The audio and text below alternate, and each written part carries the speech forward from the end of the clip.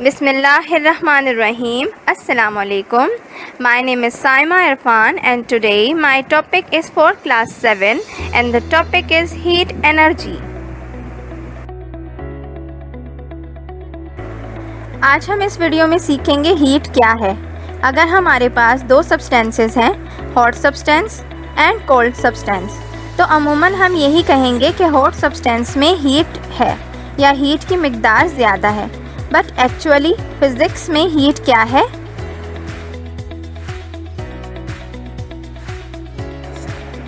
आज हम अपनी इस वीडियो में डिस्कस करेंगे। Heat is a sense of touch. For example, अगर हमारे पास एक कंटेनर में पानी है और हमें ये मालूम करना है कि ये कितना गर्म है, तो हम इसे खुली आंख से देखकर नहीं बता सकते कि ये कितना गर्म है। हमें ये चेक करने के लिए या तो इसे टच करना होगा या फिर हम थर्मोमीटर के ज़रिए से चेक करेंगे। सो स्टूडेंट्स, आपने देखा कि हीट सेंस ऑफ टच है। हम नेकेड आई से इसे नहीं देख सकते, जबकि टच करके ही हम बता सकते हैं कि ये कंटेनर कितना गर्म है।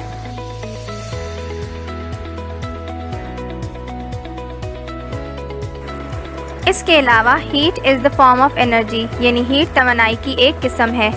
एनर्जी क्या है? Energy is the ability of doing work, यानी काम करने की सलाहियत को एनर्जी कहा जाता है। सो स्टूडेंट्स, हीट काम किस तरह करती है मैं बताती हूँ। कुकिंग के दौरान जब फ्लेम ऑन किया जाता है तो हीट प्रोड्यूस होती है। ये हीट ट्रांसफ़र होती है हमारे कंटेनर में और इस तरह ट्रांसफ़र होती है हमारे खाने में और इस तरह हमारा खाना पकता है। सो स्टूडेंट्स, यहाँ आप देख सकते हैं कि हीट में सलाहियत है काम को सरअंजाम देने की। हीट को काम सरअंजाम देने के लिए एक सोर्स की ज़रूरत होती है जो हीट प्रोड्यूस कर सके।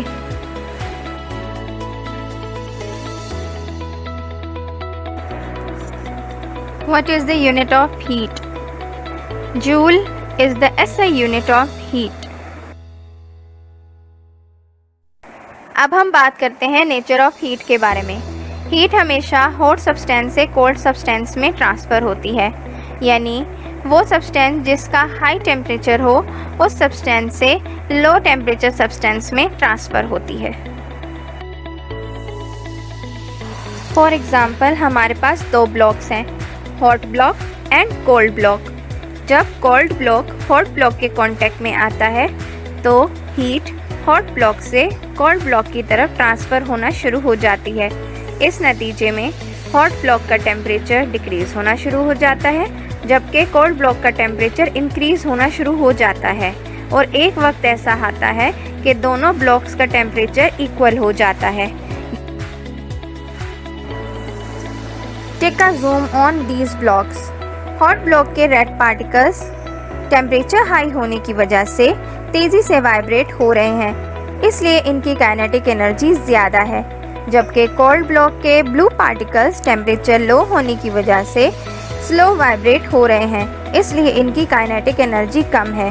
जब रेड पार्टिकल्स ब्लू पार्टिकल्स से टकराते हैं तो काइनेटिक एनर्जी रेड पार्टिकल्स से ब्लू पार्टिकल्स में ट्रांसफ़र होती है।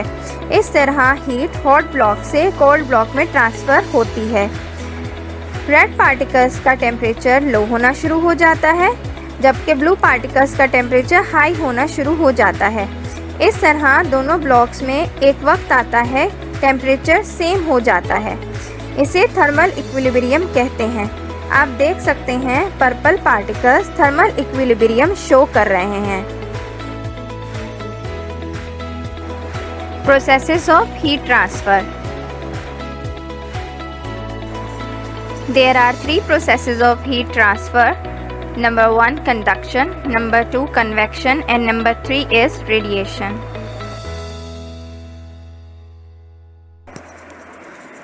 फर्स्ट प्रोसेस है conduction of heat, means heat transfer due to vibration.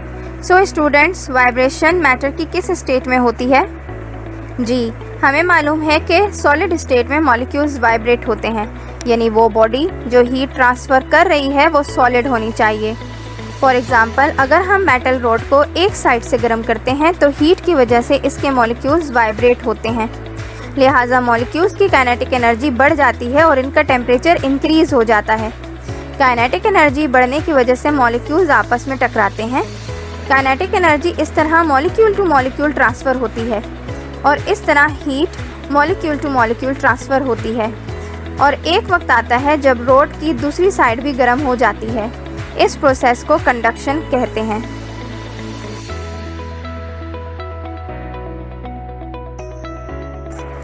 Second process है कन्वेक्शन ऑफ हीट, यानी heat transfer due to movement of particles. किस मैटर की state में पार्टिकल्स रेंडमली मूव करते हैं? एग्जैक्टली, फ्लूइड्स में, यानी लिक्विड्स एंड गैसेस में।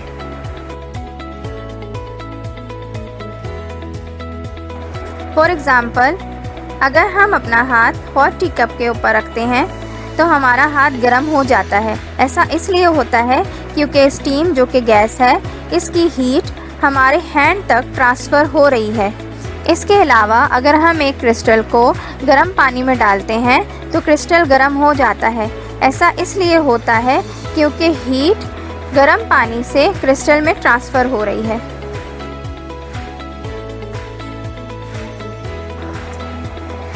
Third is radiation of heat, means heat transfer due to electromagnetic waves.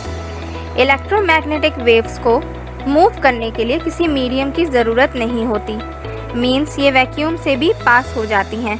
Vacuum means जहाँ कोई मीडियम ना हो, इवन एयर भी ना हो।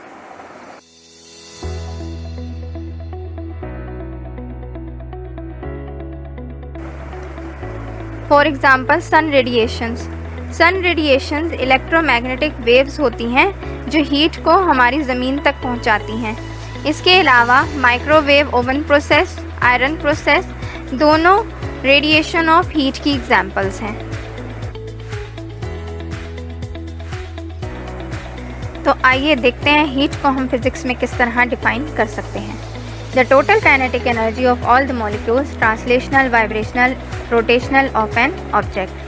फॉर एग्जाम्पल, अगर हम एक फायर पर एक वाटर कंटेनर रखते हैं तो सबसे पहले हीट फायर से वाटर कंटेनर में ट्रांसफ़र होती है।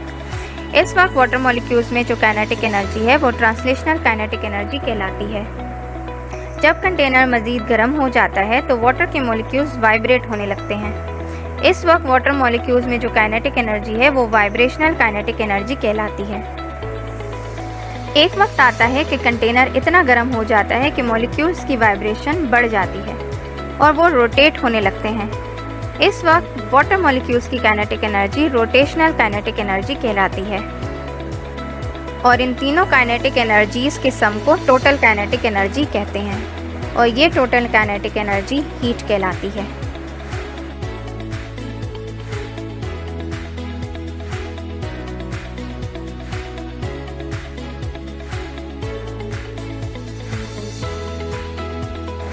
होप स्टूडेंट्स, आपको मेरा ये वीडियो लेक्चर आसानी से समझ आ गया होगा। Thank you.